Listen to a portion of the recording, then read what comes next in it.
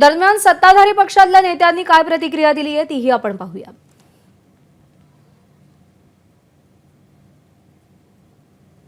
जे कोण दोषी आहेत त्या सगळ्यांवरती कठोर कारवाई केली जाईल। दोषींना अजिबात सोडलं जाणार नाही। पोलिसांवरती हात उचलायची हिंमत होत असेल तर पोलिसांचा धाक हा नक्कीच दाखवला जाईल, कायद्याचा धाक हा दाखवला जाईल आणि योग्य कायद्यारीत्याने त्यांच्यावरती कारवाईही केली जाईल।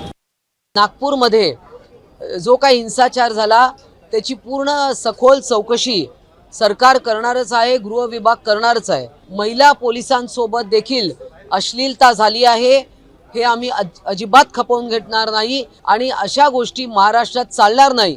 आम्ही स्वतः आमचे गृहमंत्री आणि राज्याचे मुख्यमंत्री यांना भेटणार आहोत आणि याबाबत निवेदन देऊन ज्यांनी हे कोणी कृत्य केलंय त्यांच्यावर कडक शासन झालं पाहिजे।